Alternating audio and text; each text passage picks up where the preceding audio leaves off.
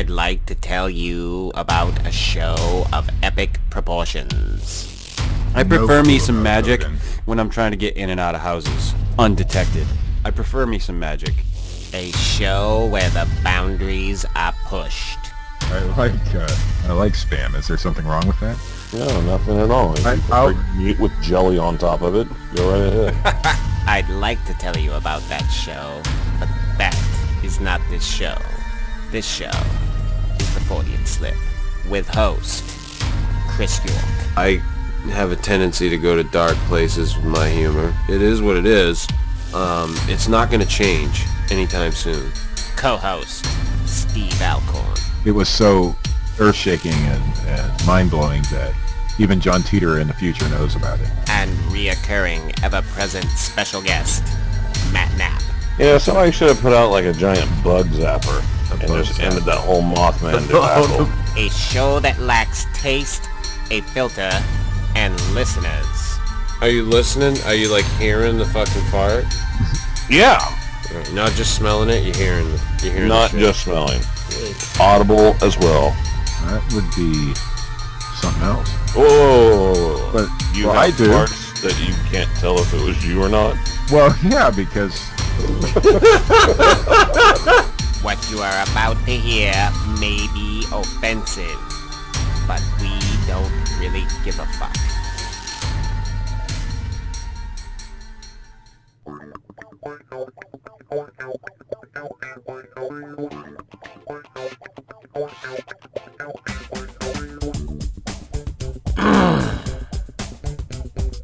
Good evening, and welcome to the Fortean Slip.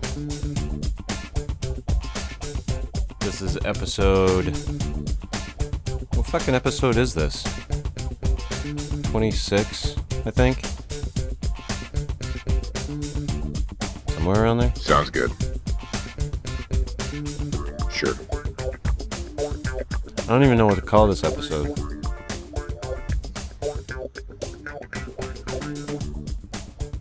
I'm at a loss.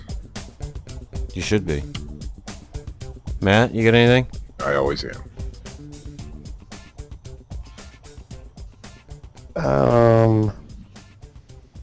The Dreamsicle Suck episode? Alright, we're gonna get into this. Steve says his favorite fucking ice cream is a creamsicle. The orange fucking creamsicle. I disagree. It's horrible. I take the Let me just fudgesicle, yeah, let me just anything straighten you chocolate, out. and I agree with Matt that the pudding pop is probably the best thing ever invented. Far superior. Texture, No. taste, No, quality. I agree that the pudding pop is awesome. It's great, but as far as frozen desserts on a stick go, the creamsicle is superior, in my opinion. I'm sorry, did Pudding Pop release an orange flavored item? I'm unaware of it. No, well, I don't know that they did, but No, they didn't. Therefore, your argument is moot. no, my argument is valid. Now, it doesn't, it has to be the orange creamsicle. It can't be just a regular, old creamsicle. But, just saying. Yes, because when I think frozen delicious treat, I think orange and cream. I'm sorry, I go Bill Cosby every time. Fucking- Who is Orange Sickle? What's the damn thing called? It's a A creamsicle? Who's the spokesperson for Yes. creamsicle? me. Apparently, because nobody else likes them. Yeah, it'd be like Tony Danza or something. Tony Danza. Thoughts and prayers. I like Tony Danza. I would eat a creamsicle if Tony Danza was the spokesperson. Absolutely. If Tony Danza was holding a creamsicle between his thighs. Fucking You when he would was eat wearing the that creamsicle. Spider-Man No, costume then, on no. his show, he was wearing a fucking creamsicle between his fucking thighs. You see his hog? Holy shit. Hey, he's fucking Italian. Holy fuck. But now, see, you guys might not like creamsicles, but you have to like Klondike bars, the original. All right, Klondike bar. now see, we had this conversation too. I fucking agree with you that Klondike bars are a great fucking treat. However, the original ones suck balls. Now, Klondike bars. No, We're talking don't. about The originals are the vanilla best. ice cream dipped in chocolate, right? Yes. Yeah. Eskimo pie. Absolutely. That sort of thing. Right. Yeah. No. Klondike Worthless. bar. What's your favorite candy? York peppermint patties? Yes. Circus peanuts? Like, come on, man. Fucking I candy love corn. York peppermint patties. Do you know Those how are far my they've come? absolute They got favorite. like red velvet cake ice cream. Like, they've got every flavor you can imagine in ice cream now with any kind of toppings glued to it. And you're going to come with like the Klondike bar. And Original, creamsicle. not fancy candy bar. They Klondike make so bars, many the different original. Klondike No, bars if you're now. going to go that style, you have to go Eskimo pie. Oh. You just got to. And I'm sorry, but once again, the ice cream sandwich trumps the Klondike bar. Nah, They're in- the you ice know, cream it's like sandwich. Are comparing we talking apples about to the original ice orangecicles. cream sandwich? Well, I don't know. Whatever brand you prefer, but vanilla we're ice cream between two layers of soft chocolate goodness. No, see, those I don't like. What about the chocolate Any- chip cookie ones? Chocolate chip cookie ones? Yeah. Excellent. Especially Okay. the Toll House motherfuckers, because those goddamn things are just amazing. Yeah. Those are good. But a regular plain old ice cream sandwich, No, I like Okay. the regular plain old ice cream sandwiches. And then you take it and turn it sideways and lick the ice cream around. Oh my God, man, that's There like you the go. best thing on earth. See? Steve does know something. Yeah. Me and Steve can agree on that. Sure. You I agree can't on believe that. neither one of you motherfuckers like. I can't believe neither one of you Now motherfuckers he's like cussing orange us. creamsicles. He's I'm just saying, he's orange getting all creamsicles are upset.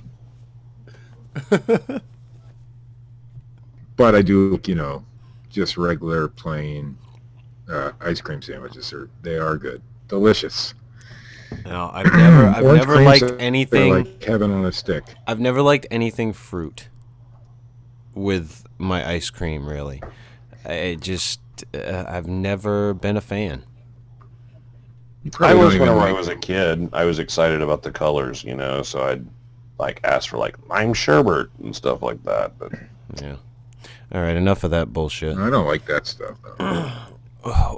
Our real you discussion. just said you love There's- creamsicles. Orange We get creamsicles off- are not. It's orange sherbet and vanilla. It's so good. Fucking Christ. Oh, I unleashed a fucking demon. My eating habits get. Why do my eating habits get picked on this show all the time? Because you, Oh, I don't know. because you bring it up. And then I drag it onto the air. Anywho. Yeah. Yes, you do. Our focus of the evening, not ice cream related, the influx of superhero entertainment out I love there it. right now. I fucking love it. I think it's great. I was just messaging Matt earlier. I've gotten caught up enough in Arrow to have seen the episode where Barry has his accident, where it's Yes. going to make him the end of the Flash there, which was really cool. wait. I loved how they did it. Spoiler alert. Yeah.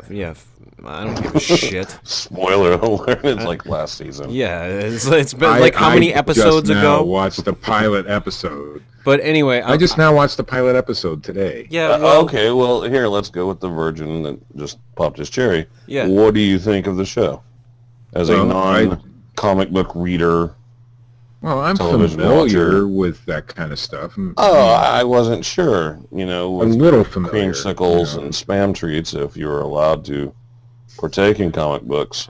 But Go ahead, sir. Only silver edition. Yeah, Silver Age stuff. See, back in the day, my uncle had his comic book collection stored in an old barrel, and I went in there and snuck and read them all. So I am familiar with comic books. But they were all 1960s and 50s and early 70s. Jealous yet? And I get because he kept them in a barrel out in a shed. Yeah, no shit, right? No, they were in a barrel in the house, but they were all, stacked in there very nicely. They weren't like up, thrown in there. It was very nice. Anyhow, where were we? Arrow. Yeah. What'd you think of Arrow? The first episode, the pilot, I liked it. I thought it was pretty good. I was telling Chris earlier, it's a little too Robin Hoody for me, but and he kind of reminds me, Green Arrow, right? Right. Just saying. But it just, I'm just saying. But other than that, I really like it. But I was telling Steve, you got to give the story a chance to develop. Because it kind of comes off But I think they did a good bit. job.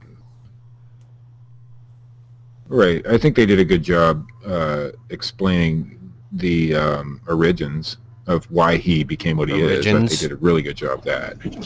Origins? Is this scripted? Jesus fucking Christ. No, I didn't know. Isn't it Origins? Isn't that how you say it? Yeah. Where did you originate? Yeah. Origin, see? Holy Where did you shit. originate? No, it's called an origin. Origin. Yeah, typically. Whatever. But no, I really did like it. There were some twists that I didn't expect in there, which was pretty cool because I always like that when I'm watching a new show. Like him using a bow and arrow, for instance. No. I kind of figured the name of the show. You saw being that Arrow. one coming.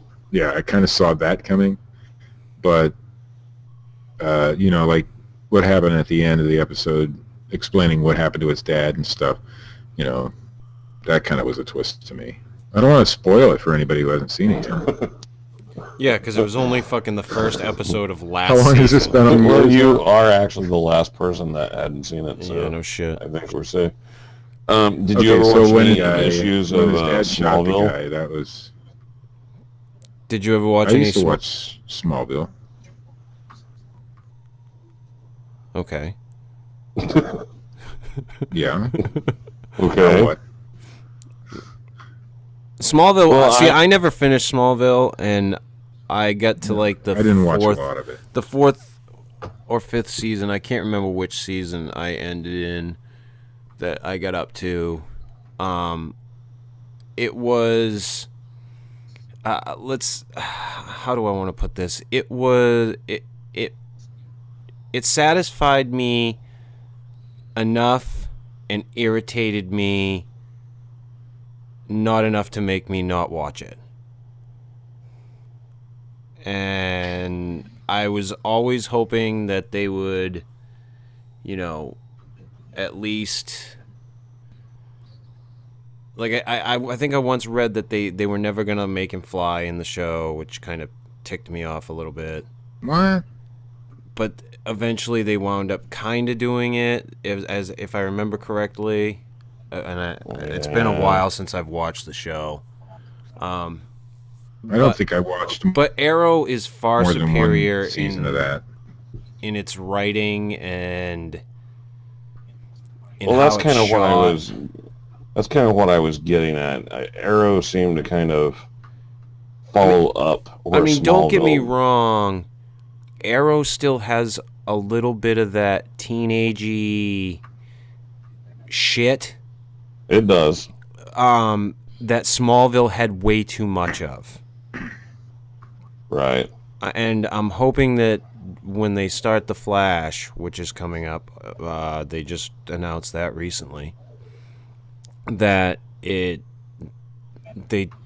follow the same fucking formula that they have with Arrow. Yeah, I think DC should just stick to that style. Because that's worked really well with Arrow. Yeah. I've only seen one episode. I wouldn't know. And then we've got the Winter Soldier coming out in April. Yes, that looks awesome. That looks amazing. And they just announced that they're bringing back Heroes. Yeah, Nice. One more season. I'm going to have to brush up on my Heroes because it's been so long since that's been on. I can't even hardly remember it, but I like the Asian dude. He was cool. Here was my problem with Heroes. Seasons 1 and 2, excellent. Even though season 2 happened in the middle of that fucking writer's strike and only wound up being like a half a season. Oh, that's right. I remember. I loved the little story arc that they had in the second one. I liked how the first one, the first season had ended. Third season, where they brought in the fucking bail bondsman from Jackie Brown as the dad. I kind of got a little pissed off with that. And when they took Peter's powers away, that kind of... I really liked Peter as a character because of what they made him into. Yeah. And then by the fourth season, I just lost fucking interest. Like, I think I made it through half of the fourth season, and then I just dropped it. I think I stopped watching it after the writer's strike or whatever. I don't think I watched it much beyond that. So, but what I did watch of it, it was awesome. That was one of my favorite shows on TV at the time. So I never stopped I did watching. I watched every episode religiously. Yeah, I should left. go back and listen to Jesus Christ, I should go back and watch the last season. You should, so that I have the whole. I'm guessing when they bring it back, they'll kind of maybe do some flashbacks or something, so people that haven't seen it, because it's been off. So when was that originally on? That's got to be 5-6 it was a while ago years now. ago anyway. 7 years ago. Longer than that. I mean, so they're going to have to, for people that haven't seen it at all, have no idea what it's about. They said that this is going to be a standalone story this season. Like, it's just one season, 13 episodes, and it's a standalone story arc. So they may not. I would hope that they do something to introduce the characters at least, but right.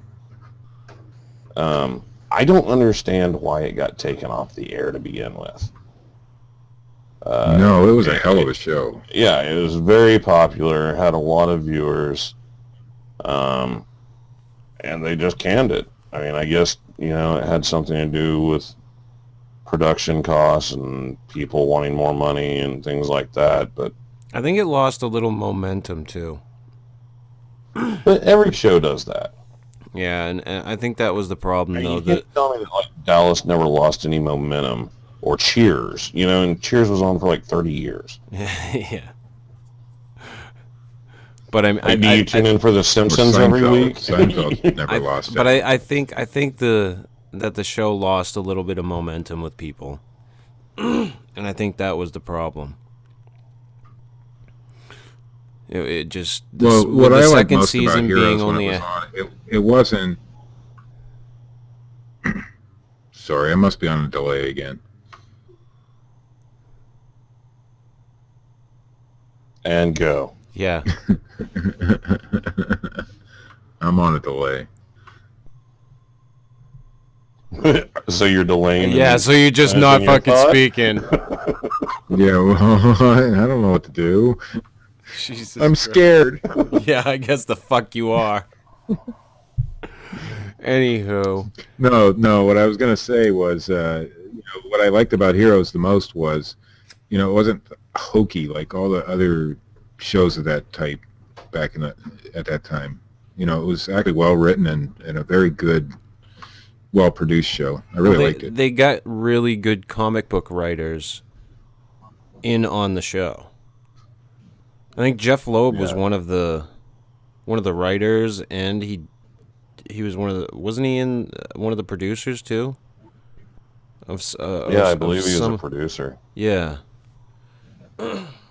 Well, every episode that I watched of it just kept me hanging on, and I had to watch the next one and the next one and the next one. You know what I mean? So it had a really nice flow to it, and there was a lot of good surprises. You know, things you didn't see coming all the time. That's why I really liked Hero. So Yeah, it was a great show, and I'm glad to hear that they're at least bringing it back, even if it is only for a short run or whatever. I think just all the, that style of entertainment, I love it. I mean, anything that's related to, comic book related or superhero related or... Did you gentlemen, by chance, either one of you ever catch the one season, I believe it was on, of a show called The Cape? I watched half. Sounds I think familiar. half of that. I watched quite a few episodes of that, and I did like it. I thought it was a well-done show. I mean, it faced the same challenges that heroes face, where you're introducing a superhero that doesn't previously exist. Right. So you have to get people to give a shit about the character. And in The Cape, the interesting thing about that was it was actually a comic book hero. Like, in the television show itself, it had a comic book about the hero that was in the show. Right. But I thought the villains that they had, especially that guy Checkmate or whatever, Yeah. I thought the villains were really strong characters in that show. Yeah, it was. But What I saw of it people was disagreed. what I saw of it was really good. And I've loved how I have loved how that genre has developed over the years. Like, I mean, look at where we've come from, back in the day there with the old Incredible Hulk with fucking, what was it, Bill Bixby or whatever the fuck his name was. Yeah. Bigsby and I Ferrigno. love the Incredible Hulk with Bill Bixby. Yeah, I mean... Ferrigno's still one of my heroes, man. But you go from that to the superhero shows that we have now, and the multitudes of them, and they took a chance on that back then, and we didn't see anything like that for years after. Yeah. I mean, that it just fell off the face of the earth. Yeah, you had a couple things here and there that just crashed and burned. But of course, the ultimate classic Batman series. Oh yeah, but that was before the Hulk.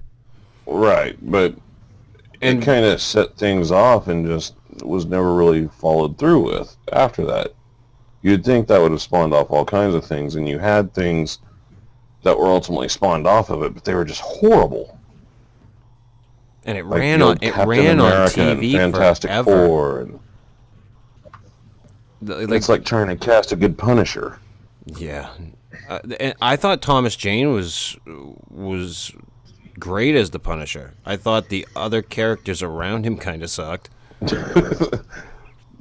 There's some curse in Hollywood or in the comic book industry or something where you aren't allowed to make the perfect Punisher movie. But I thought Thomas Jane was good. You didn't like the Dolph Lundgren version No, with the painted on beard. was not a fan. Never saw the other one, the shit one that they made after the Thomas Jane one. Yeah, with the French guy wearing like SWAT gear or something. Yeah, I know. I never saw that one. I skipped the whole fiasco and didn't watch any of them. Good job, Steve. Yes. Yeah, see, I was thinking ahead, Yeah, You were. Good job. Very good job. or I just never watch movies. One or the other. And then we've got X-Men: Days of Future Past coming out, Looks good. which looks great. I don't know if you want if we want to add Teenage Mutant Ninja Turtles into the mix. I know that's coming out this year too, Nice. Oh, or it's really? supposed to. I watched every Saturday morning episode of Teenage Mutant Ninja Turtles. It was great. Good stuff. Hey, No, I'm stuff. interested to see Splinter, I'm he was interested cool. to see what they do with it. I'm more interested to see Days of Future Past. Although I'm kind of pissed off that they didn't put Nightcrawler into the movie with the huge cast of characters that are there. I love Nightcrawler as an X-Men character. Here's my deal, though. My favorite. I get it. I understand why, but I don't like how they've made Wolverine the center of everything. Oh, yeah, I'm the same way. I don't like every that, X-Men movie that comes out, Wolverine's at the heart of it. Because they think he's the fan favorite, and that's just going to be the way that it is. Hate to break it to everybody. That's why he gets standalone movies. Yes. Bastards. You know, I don't like it any more than anybody else that's like us, I should say, I guess, Matt. Yeah. However, I liked the last Wolverine movie. Yes, compared to that first piece of shit. Oh God, yeah, the first Origins movie. Ugh, fucking A. But and why not do a Wolverine Origins movie based on his origin? Because why would we do that? Origin? Yeah. Yes, origin. I I mean, just, and I understand. Okay, the comic book fan such as myself and Chris, I understand there's not enough of us to warrant producing something big budget in Hollywood. So you have to cater to the people that don't read the comic books and aren't nerds and they're just watching it for movie entertainment. I get that. But after you make your money on that first initial release, it's okay to cater to the comic book fans at that point. I mean, we're what is going to keep them making money in the franchise. Like, other people that are, like, going to see the movie aren't usually going to walk away with enough of a memory of it to be like, oh, I can't wait until the sequel comes out, or, oh, it's the trilogy, awesome. Like, they're kind of over it. You know, they're okay, we've seen X-Men, yeah, I get it. And once it hits like that anyway, the lemmings are going to go to see the next big hit anyway. Right. So, I mean, I wish, and they kind of are catering to the comic book fans a little more now. A lot more than they used to. A lot more than they used to, so I'll take it, I guess. You know, I'm not too thrilled with the Fantastic Four lineup with that reboot. No. But, I mean, hey, I could be wrong. I have been before on stuff. Captain America is a fine example. Yeah, Captain America, I was completely wrong. I literally went to see that with my son because I thought my son would enjoy it. I took him to see it in 3D. I guess I'll sit through this piece of crap. And I was blown away. I was like, that was a great movie.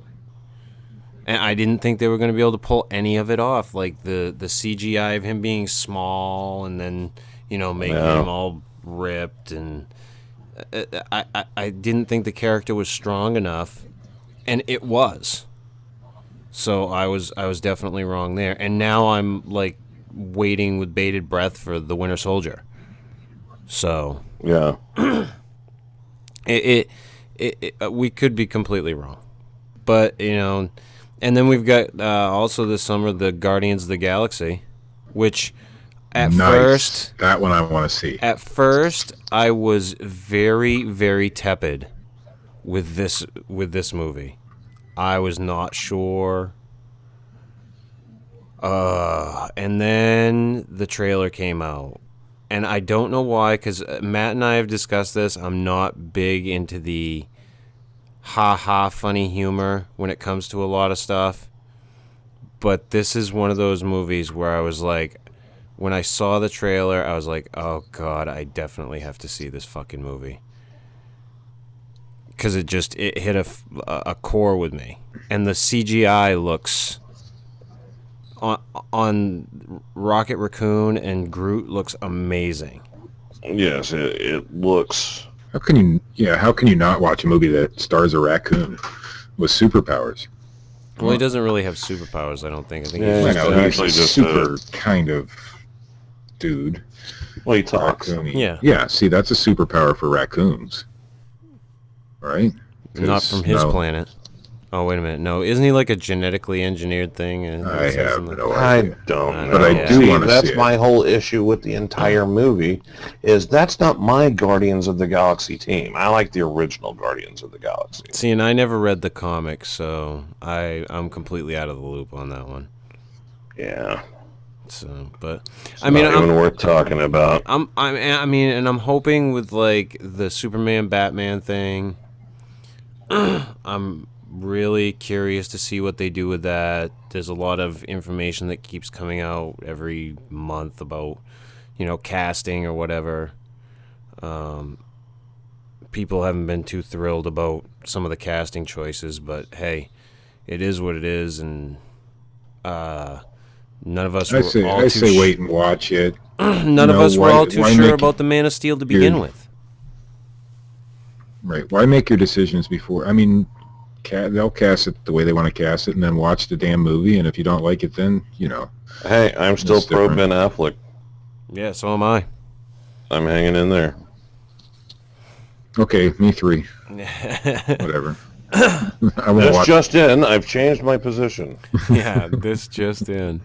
But yeah, I mean, and I think it's just great that they're finally, that Hollywood and the entertainment industry overall is finally, I guess, given into geekdom. And Well, in a time where they've gone into remaking everything. Like, there's no original ideas anymore, and they just remake and revamp older movies. It's good to see that they finally tapped into one of the greatest creative pools out there, which is comic books. oh, I almost forgot. Spider-Man 2. Did we talk about Spider-Man 2? No, we did not. The second Spider-Man 2. Yeah, the second Spider-Man 2. This is a reboot that I enjoyed.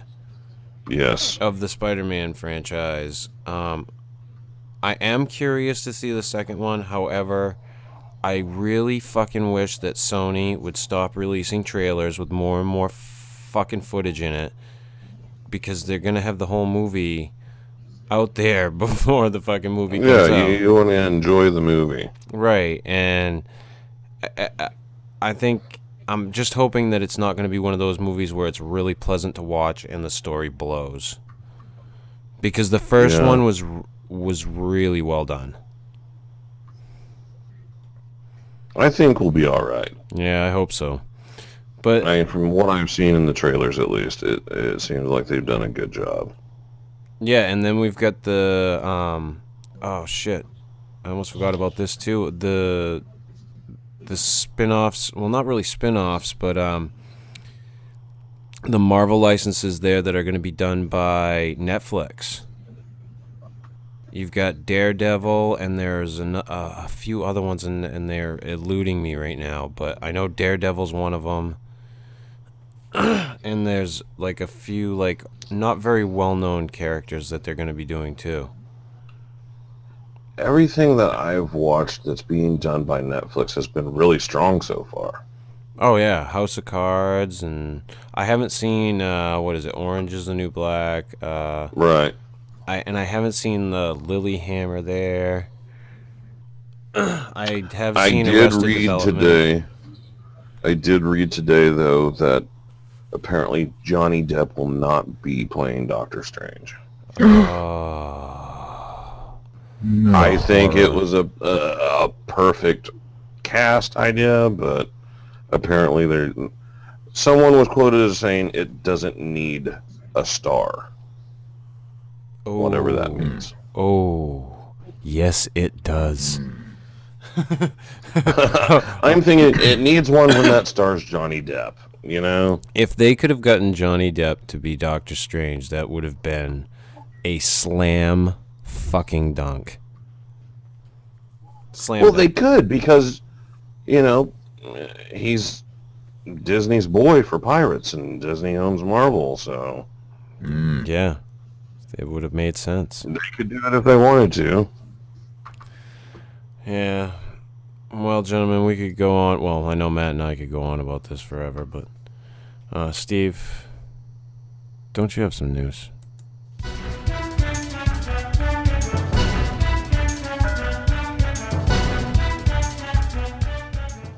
In our first story tonight from Discovery.com, water vapor has been detected in the atmosphere of one of the first alien planets ever identified by astronomers.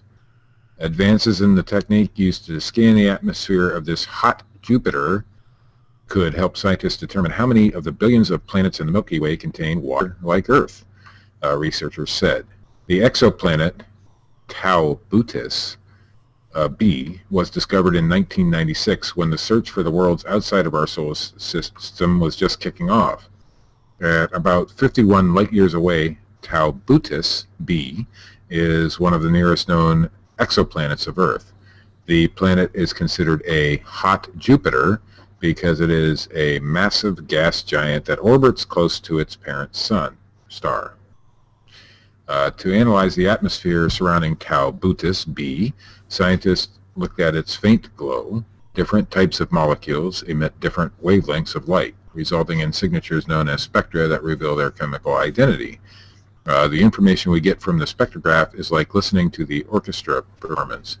You hear all of the music together, but if you listen carefully, you can pick out a trumpet or a violin or a cello, and you know that those instruments are present. Study researcher Alexandra Lockwood, a graduate student of Caltech, explained in a statement.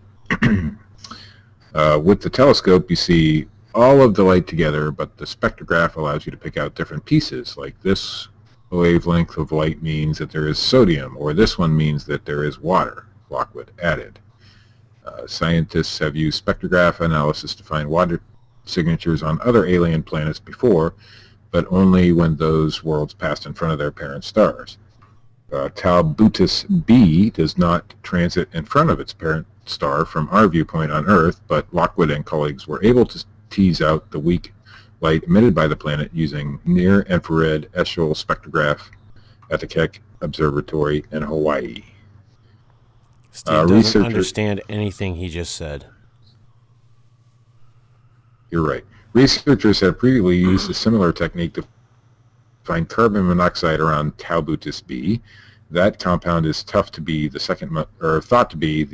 second common gas in the atmosphere of hot Jupiters after hydrogen. The new analysis showed that the glow of the planet's atmosphere matches this distinct molecular signature of water, the researchers say. And in our next story from Salon. Wait a minute, so it's a big kaleidoscope?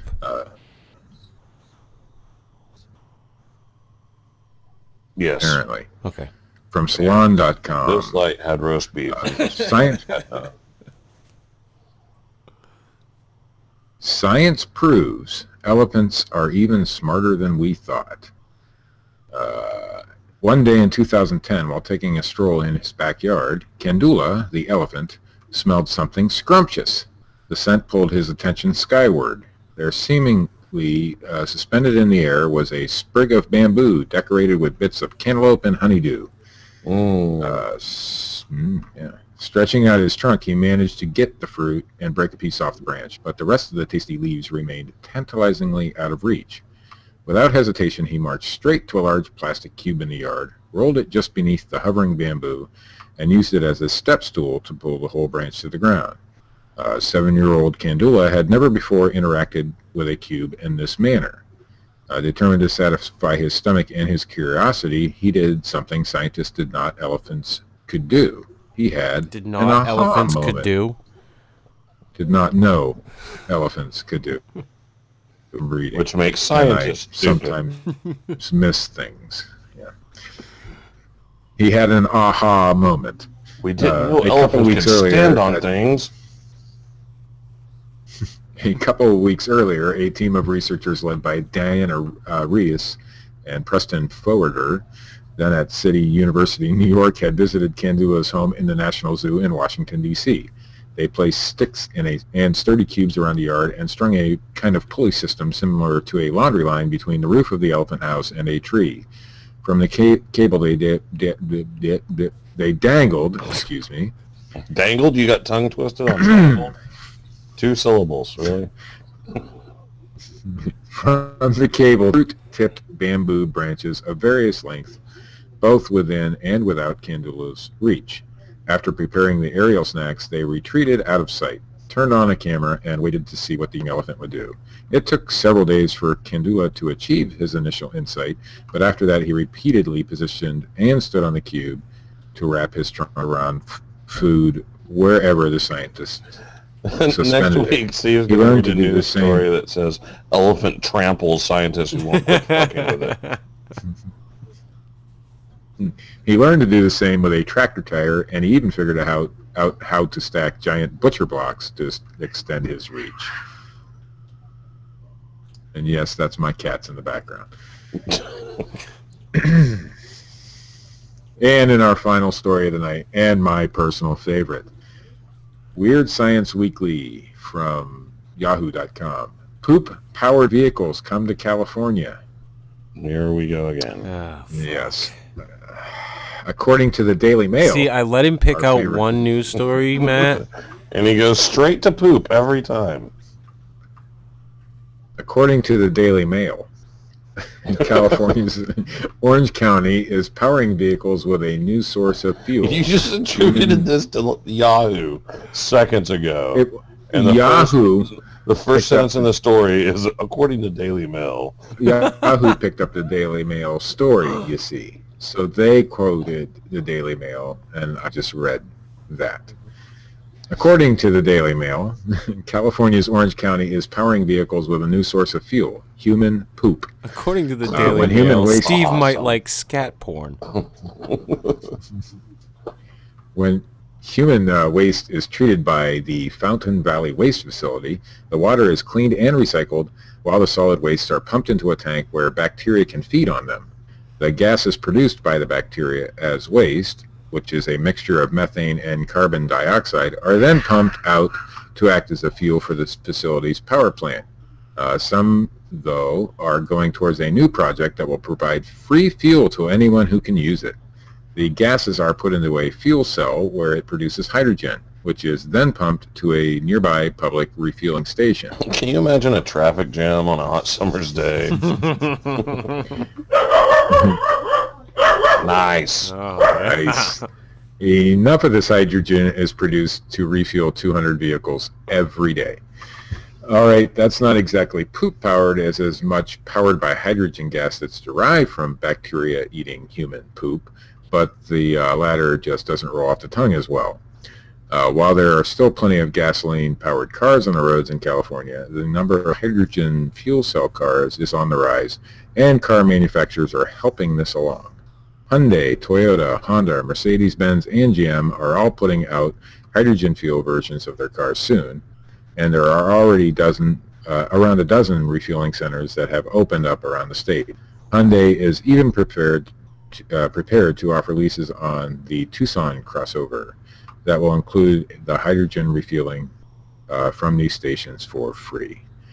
And that, gentlemen, is the news. Yeehaw. That's 2 weeks in a row I've had a poop-related story. Yeah. This has been episode 26 of the Fortean Slip. Steve's delay was brought to you by a shitty internet connection. It is episode 26. Save the creamsicle. Save the world.